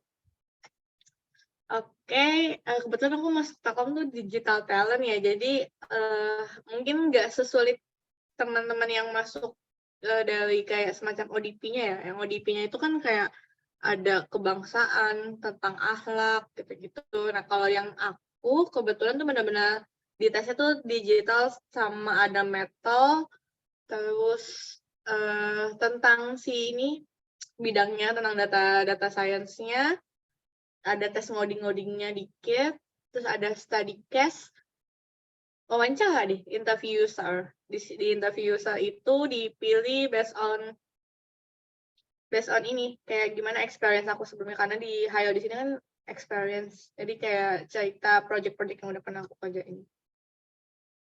Itu susah nggak ya? Susah. Menurut aku tetap butuh effort sih kalau mau apply ke perusahaan ya. Jadi menurut aku susah nggak ya? Ya bisa. Jangan bilang susah dulu, jadi entar mindsetnya keblok gitu kalau susah gitu. Nah itu bisa aja ya. Kak Tia bisa aja nih disusah-susahin apa enggaknya. Oke, mulai malam ini terima kasih Pak Riabar. Mulai malam ini aku akan memanggil Kak Tia dengan panggilan Kak Tia. Jangan gitu dong Pak Roy. Nurriza lagi. Kak boleh nggak? Nah ini Kak Icin tuh spesifik. Kak Icin bisa nggak tuh jelasin dikit soal perbedaannya? Perbedaan spesifiknya lah, data analis, data science, data engineering, data arsitek. Data arsitek. Oke. Pertama ini dulu yang gampang kali ya. Data arsitek. Data arsitek tuh jarang sih, paling namanya data governance. Data governance kayak yang ngatur data, kayak yang ngatur nih misalnya kayak kita punya PII. PII itu personal identification, kayak nama orang, user ID, terus nomor telepon, nomor handphone, yang kayak data personal gitulah.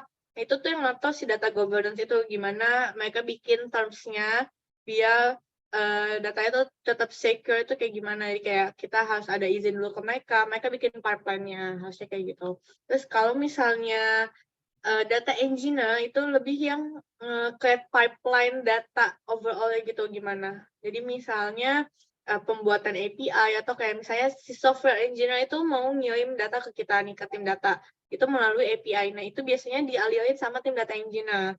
Terus contohnya lagi kemarin kita mau migrasi data nih, mau migrasi database. Terus itu tuh kerjanya data engineer juga, data analis harusnya tuh nggak berperan di situ. Lebih ke data engineer yang mindahin nih data yang send di API, migrasi dari database 1 ke database 2.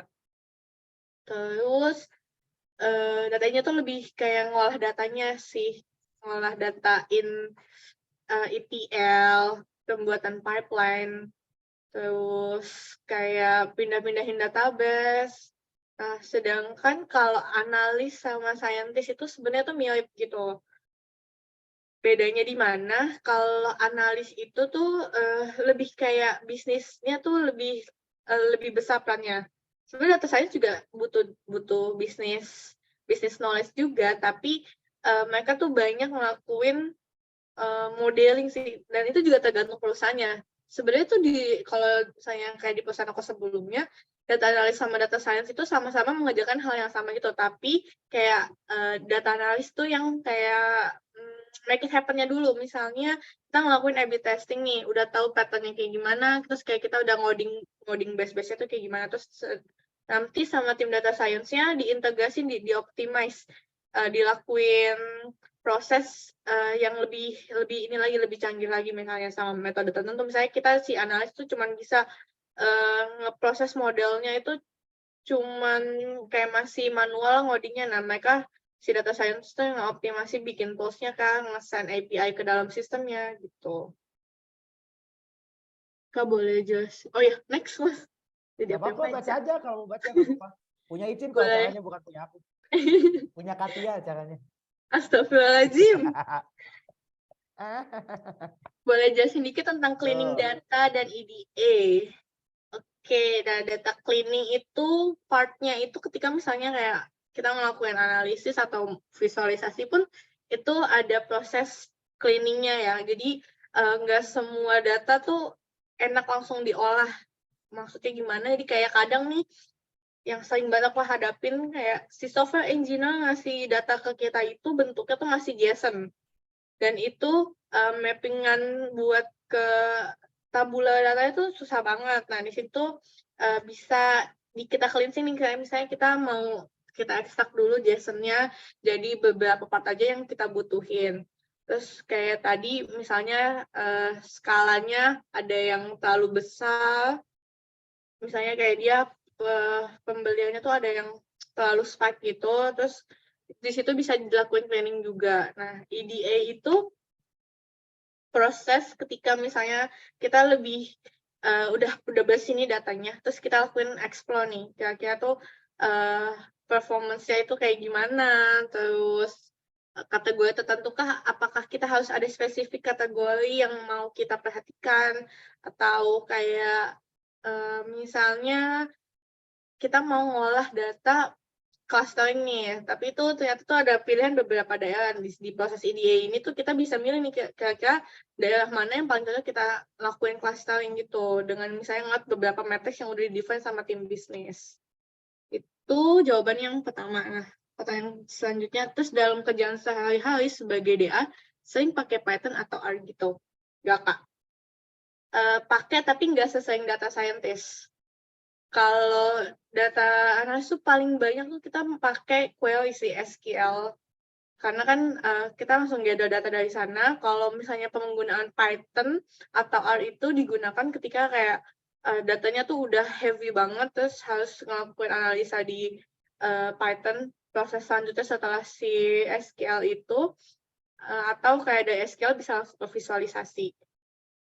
Jadi nggak butuh Python. Nah, kalau penggunaan Python tuh tadi ketika misalnya di SQL tuh nggak bisa memenuhi apa yang mau kita achieve gitu. Jadi kita pindah ke Python. Atau kayak misalnya aku lagi nganalisa tentang A/B testing. A/B testing tuh kayak online eksperimen gitu. Terus mau ngeliat, saya udah nge-gather datanya dari QL ini buat ngebandingin, compare performance yang di eksperimenin sama yang biasa. Terus selain itu kan aku juga butuh nih kira-kira tuh ngecek, kita ada uji signifikansi, apakah ada perbedaan yang signifikan antara si yang nggak dieksperimenin sama yang dieksperimenin. Itu butuh bantuan si Python atau R. Jadi buat ngecek kira-kira tuh ada signifikan berbeda nggak sih dua matriks ini. Itu salah satu contoh penggunaan Python. Tapi nggak sesering DS itu selalu pakai Python sih. Kalau di Telkom, 50-50 penggunaan Python sama enggaknya. Jadi kayak 50% kalau misalnya tergantung case-nya nih kita butuh modeling sampai atau nge-scraping itu kan butuh Python. Tapi kalau misalnya cuman ngejawab bisnis problem dong, biasanya sih cukup pakai SQL sama visualisasi. Oke, pertanyaan selanjutnya silakan. Lanjut. Silakan Mas Bisa-bisanya tuh diserahin ke gua langsung. Guys, pertanyaannya ini ya kita limitin nih, kalau misalnya nanti ada lagi satu gitu boleh lah, soalnya kan kita cuma sampai jam 9 nih. Nanti kasihan kalian kalau kemalaman nggak bisa malam Jumatan lagi. Malam Sabtuan. Maaf, salah. Malam Jumatan. Kalau data kecil cukup pakai Excel kan Kak? Gimana tuh Cin? Iya, bisa kok. Nggak semua kita harus apa-apa Python. Tergantung seberapa heavy datanya. Tapi kalau sebisa mungkin misalnya kita mau bikin visualisasi itu ya jangan pakai Excel lah. Diintegrasi dulu ke database-nya, terus kita ETL ke pakai Python dulu. Terus kalau misalnya buat nganalisa tapi ternyata datanya kayak cuman 100 itu masih bisa pakai. Kadang aku paling sering nggak Excel tapi spreadsheet sama aja. Next, Mas. Ya ampun sih Kak Tia nih ya. Oh Kak ini tadi Cin udah sempat jawab belum sih yang ini? Belum. Yang di Telkom apa ada data analis, data scientist sama data engineering? Kalau ada kerja di bidang kalau kerja di bidang data apa bertim? Mungkin maksudnya individual atau dalam satu tim gitu IC ya, atau ya oke. Individual kontributor atau gimana? Oke. Kalau di Telkom sendiri itu semua title itu ada data scientist sebenarnya, tapi kita punya role masing-masing gitu. Nah, itu PL-nya itu adalah nge-define scope-nya kerjanya sampai mana. Data engineering ada sendiri, ada juga, tapi title-nya entah kenapa di sana masih data scientist. Tapi ada kok data engineering, nggak mungkin nggak ada. Bisa mati sih kita nggak ada data engineering. Nah itu lagi dibutuhkan banget. Oh iya kalau kerja di bidang data apa bertim? So far ya aku selalu nggak individual kontributor ya, selalu bertim sih. Kalaupun aku diassign datanya, misalnya aku tim data sendirian, itu selalu kerja bareng. Nggak mungkin kerja sendiri, jadi kayak kerja bareng sama tim produknya, tim software engineer, sama tim bisnis atau tim marketing. Nah, terus kalau misalnya kayak data engineering nggak di-assign ke tim aku. Jadi biasanya tuh kita ada yang namanya principal gitu, ada yang namanya task force. Bisa ke task force-nya untuk minta bantuan nih, kita butuh ngalirin data ini ke sini gitu. Jadi nggak mungkin kerja sendirian. Selalu kerja tim. Beda sama software engineer. Betul. Tuh juga bro lagi, maaf keceplosan. Ya gitu jadinya Nurul. Nggak susah lah Nurul, maksudnya kadang nggak cuma di dalam bidang data ya, di dalam bidang apapun gitu, secara mungkin lebih luasnya mungkin juga mayoritas juga rata-rata tuh ada, at least ada timnya lah.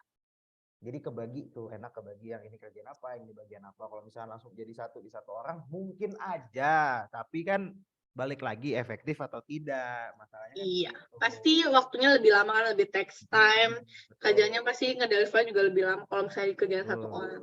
Kasian juga lah yang ntar resign loh. Iya betul, betul. Potensi gitu. Itu salah satu alasan orang resign tuh gitu, overload gitu, tumpukin gitu. Ya udah intinya gitulah, udah lupakan. Lanjut. Lanjut. Khairul Ana, Malju. Ya Allah, tuh kan ada yang manggil Katia juga kan. Itu kan tadi itu yang nanya. Kak Weni kan? Oh iya benar. Benar, dia udahlah. Memang dia nyaman dengan panggilan Katia gitu. Itu akan kupakai. Makasih Weni ya. Akan kupakai untuk seterusnya.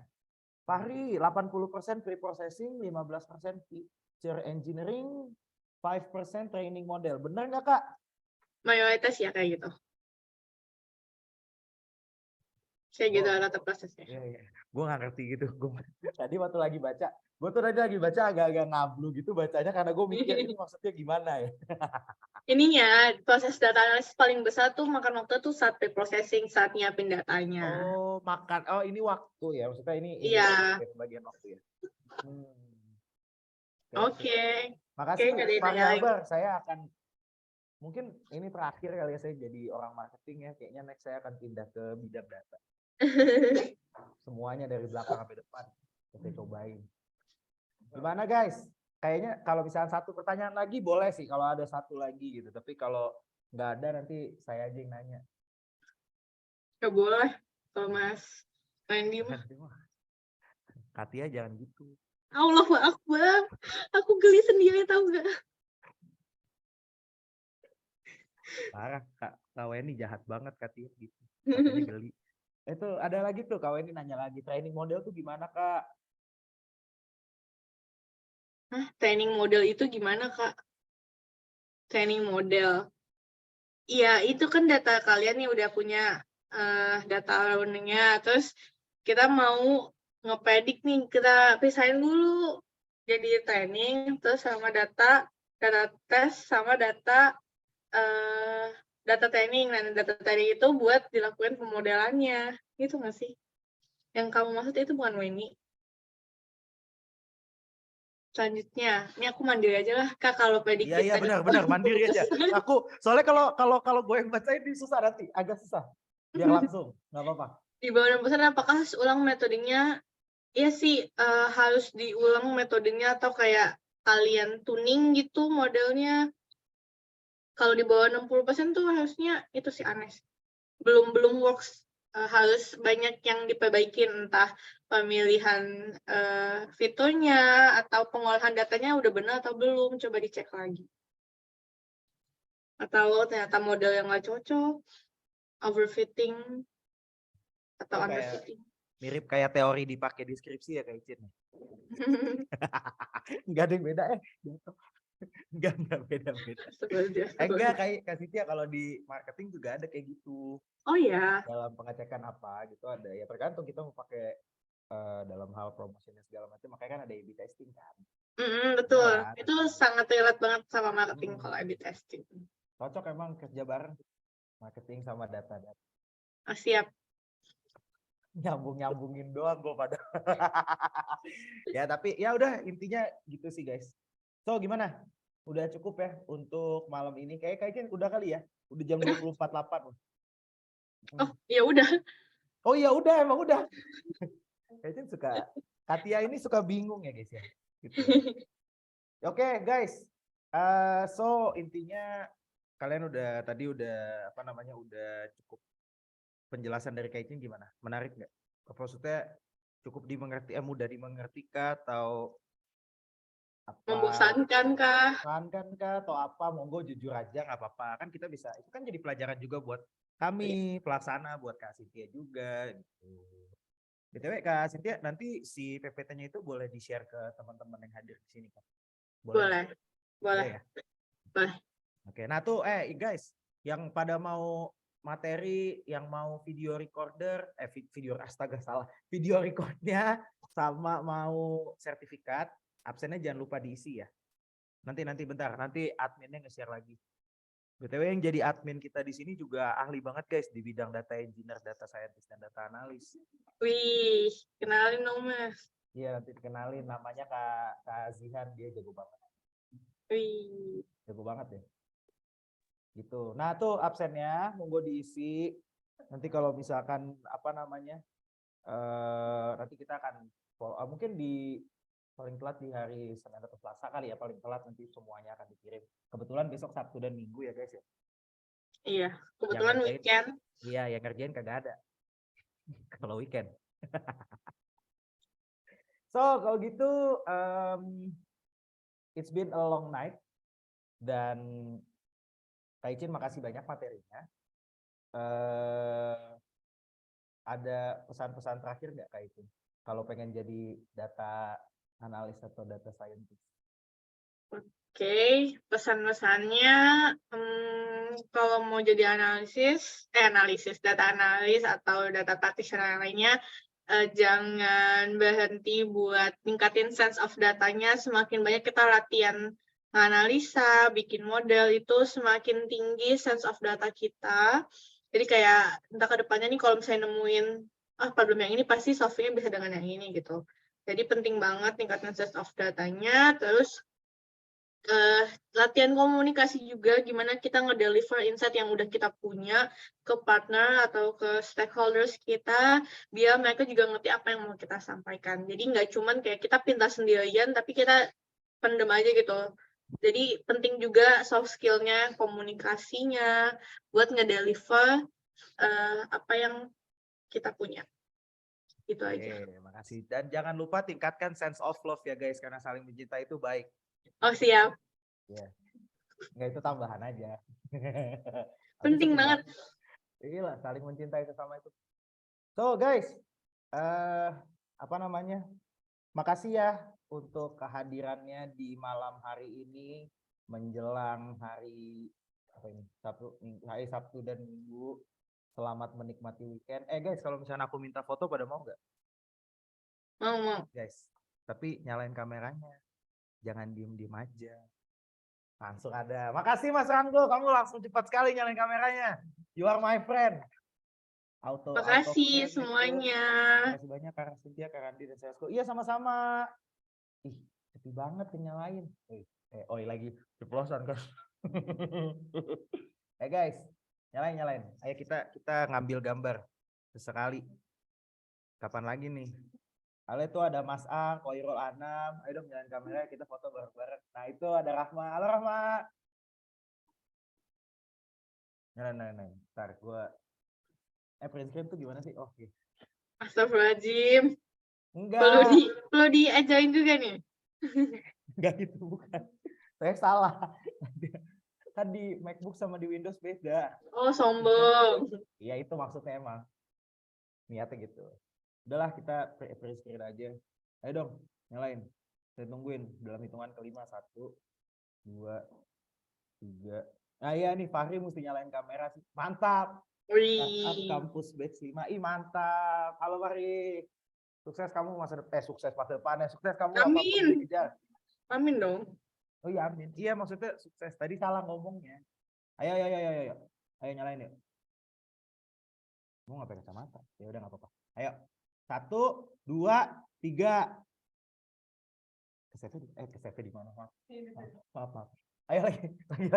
Ayo lagi. Nyalain kamera. Fahri, Sinta, Koirul Anam. Ada Kak Rita, ada Kak Jeffrey, ada Kak Arini. Nyalain kameranya please. Kita foto bersama, kita tutup malam ini. Dalam mencet aja deh. 1, 2, 3. Yeay. Guys, sekali lagi saya sebagai moderator, gue aja lupa gue sebagai apa. Saya sebagai moderator berterima kasih atas kehadirannya buat teman-teman semuanya malam ini. Mohon maaf jika ada salah-salah kata dari saya atau dari tim Salret School. Makasih banyak juga Kak Cynthia. Terima kasih Salret. Moga-moga Kak Cynthia masih mau ngisi lagi ya di acaranya Salret School. Sure. Kita sharing-sharing lagi segala macamnya. BTW guys, jangan lupa ya kalau misalkan nanti dibuka yang mau ikut nih, kalau misalnya dibuka Celeres Acceleration Program, kalian boleh loh gas cek di Instagram, di LinkedIn Celeres sama celerets.id sama Celeres School. Udah di-share tadi sama admin saya udah di-share. Silakan di follow aja, di ini aja. Nanti pasti ada informasi karena bulan depan di bulan Februari kami juga udah nyiapin beberapa acara-acara lagi yang kalian tinggal daftar, kalian tinggal ikut aja. Betul, kita juga mau belajar tentang soft skill nanti di bulan Februari. So just check it out. So yaudah, I think I talk too much tonight. So sekali lagi makasih semuanya dan mohon maaf sekali lagi kalau ada kesalahan apapun itu. Semoga masukan dari kalian di link absen tadi bisa membuat kami lebih baik lagi. So guys, terima kasih banyak. Have a nice weekend. Selamat malam. Yang mau main silahkan bermain. Yang mau jalan-jalan silahkan jalan-jalan. Bye-bye guys. Selamat malam. Bye. Thank you. Bye, happy weekend semuanya. Khairul Anam sama Sinta jangan lupa chat link-innya Kak Sintia ya. Kalau nggak hadiahnya buat saya guys. Jangan. Bye-bye. Makasih semuanya. Bye-bye semuanya. Terima kasih. Izin live ya. Dadah. Dadah. Bye-bye.